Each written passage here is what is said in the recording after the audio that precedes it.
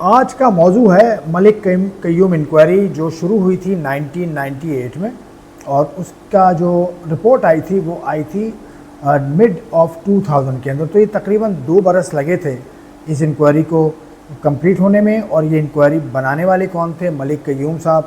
ان کا نام خاصا بڑا ہے، وہ سپریم کورٹ کے بھی جج رہے، اس کے علاوہ لاہور ہائی کورٹ کے بھی وہ چیف رہے. تو ان کے سربراہی میں ایک کمیشن بنایا تھا پاکستان کے اس وقت کے کرکٹ بورڈ کے آفیشل ماجد خان صاحب نے، اور اس نے انکوائری کا اپنے آغاز کیا تھا.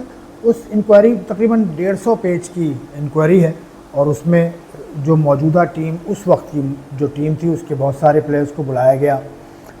سابق کھلاڑیوں Imran Khan, Javed Mirdad, Haroon Rashid, Intikhab Alam and so on and so forth. Pakistan cricket board کے جو ایکس چیف رہے عارف عباسی صاحب یا جاوید برکی صاحب، وہ سب اس میں آئے اور انہوں نے اپنا بیان ریکارڈ کرایا.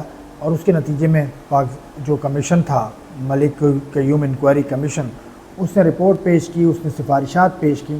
تو یہ شروع پتہ ہے کہاں سے ہوا تھا؟ کہ فرشتے گیتی اسلم ایک سینئر جرنلسٹ ہیں، اور اس وقت بڑی فعال تھیں، وہ دا نیوز کے لیے کام کرتی تھی. انہوں نے ایک جگہ یہ لکھا کہ پاکستان اور انگلینڈ کے درمیان ون ڈے میچ ہو رہا ہے نوٹنگم میں.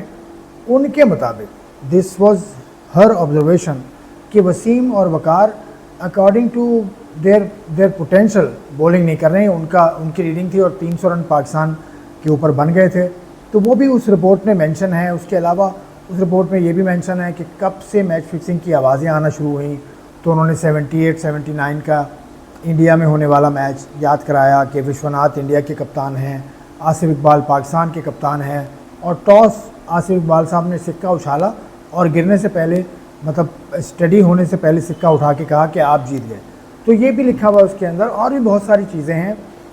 فردن لوگوں کو بلایا گیا اس میں، اور کافی لمبی ٹیلی ہے. جن لوگوں کے انٹرویوز کیے اس کمیشن نے، تو کافی زیادہ 50-60 کے قریب لوگوں کو انٹرویو کیا گیا اور اس میں پوچھا گیا. اس میں راشد لطیف صاحب مطلب بڑی نمایاں ہیں اس کے اندر. راشد لطیف صاحب کی جانب سے ایلیگیشن بھی لگایا گیا تھا سلیم ملک صاحب کے اوپر، کہ سلیم ملک نے ان کو آفر کیا تھا میچ فکس کرنے کا.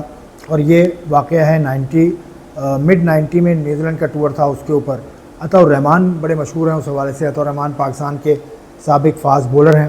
انہوں نے الزام لگایا، ایفیڈیوٹ لکھ کر دیا کہ وسیم اکرم نے انہیں پیسے آفر کیے تھے، 2 لاکھ روپے آفر کیے تھے ٹو بول بیڈلی.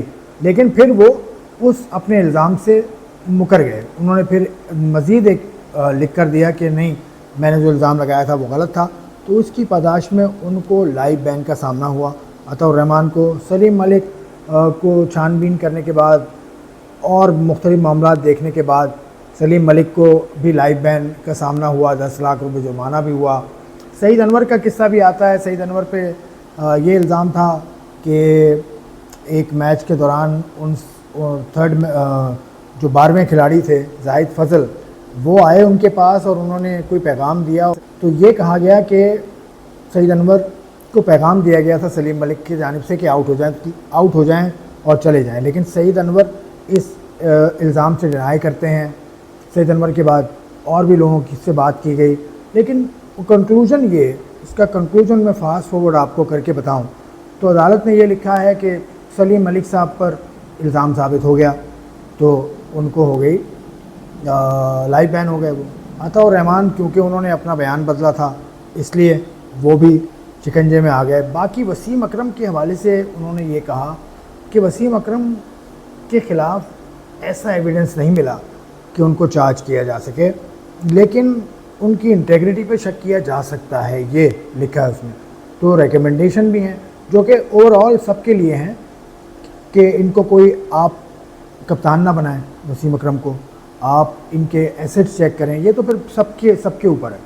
ایسٹ چیک کریں اور ان کو سینسیور کریں، تنبیہ کریں، مذمت کریں ان کی ساری صورتحال. اور حکومت پاکستان کو بھی کہا ہے کہ کوئی ایسا قانون بنائیں کہ جن کو کورٹ آف لاء میں بھی لایا جا سکے. اس میں ایک بات اور ہے کہ تمام ہی کرکٹرز کے حوالے سے پی سی بی کو جو مشورہ دیا گیا تھا وہ یہ تھا کہ اپنے کھلاڑیوں کے جب وہ ٹیم میں آتے ہیں ان کے ایسٹ چیک کریں اور پیریوڈیکلی ایسٹ چیک کریں، اور وہ چیز پبلک نہ کریں، وہ چیز عام نہ کرے پی سی بی، اور ان ایسٹس کو کمپیئر کریں ان کی آمدنی سے۔ اس طرح وقار یونس پہ بھی الزام تھا لیکن وہ بھی ثابت نہیں ہو سکا۔ عاقب جاوید نے کہا تھا کہ ان کو پجیرو جیپ کی آفر کی تھی وسیع، یہ ساری باتیں لکھی ہوئی ہیں لیکن یہ ثابت نہیں ہو سکی۔ مشتاق احمد پر بھی خاصے سنگین الزامات تھے لیکن وہ بھی ثابت نہیں ہو سکے۔ تو سزائیں جن کو ملیں 2 سنگین سزا کے حامل قرار پائے، آپ کے سلیم ملک سابق کپتان اور عطاء الرحمان، اس کے بعد وسیم اکرم اور مشتاق احمد، ان پر بھی خاصی بھاری جرمانہ ہے۔ باقی سب پر 1-1 لاکھ جرمانہ ہے، سعید انور پر، انضمام الحق پر، وقار یونس پر۔ یہ رہی ٹیلی۔ اس میں انٹرسٹنگ بات یہ ہے، آخری بات میں کرتا چلوں، انٹرسٹنگ بات یہ ہے کہ راشد لطیف صاحب نے کچھ آڈیو ٹیپس پیش کی تھیں جس کو عدالت نے یہ کہا کہ یہ شاید ایڈیٹڈ ہے، یہ شاید پوری نہیں ہے۔ تو لیکن پھر عدالت کہہ گیا کمیشن جو بنا تھا ملک قیوم کا صاحب کا، تو پھر اس نے یہ بھی کہا کہ راشد لطیف صاحب کو اس حوالے سے کسی گرفتاری یا کسی قانونی چارہ جوئی کا سامنا نہیں کرنا پڑے گا کیونکہ انہوں نے پاکستان کی خدمت کرنے کی کوشش کی، اس میں یہ سب کچھ کیا۔ لیکن راشد لطیف صاحب کو یہ کہا گیا تھا کہ ان ایڈیٹڈ ٹیپس آپ نے اس کمیشن کے سامنے رکھے ہیں۔ تو وہ یہ معاملہ تو رہا، لیکن یہ کمیشن بن تو گیا، اور اس کمیشن کے بعد جو لوگوں نے لکھا، کرنل رفیع نسیم صاحب ہیں، بڑا اچھا لکھتے تھے اس زمانے میں بھی، ان کی رائٹنگز آج بھی موجود ہیں۔ انہوں نے لکھا کہ پاکستان کرکٹ بورڈ نے دوسرے کرکٹ بورڈز کو ایک راستہ دکھا دیا اور اس کو لے کر باقی کرکٹ بورڈ بھی کام کریں۔ تو باقی کرکٹ بورڈز نے بھی کام کیا تھا، میں وہ آپ کو بتاؤں گا اگلی ویڈیو میں۔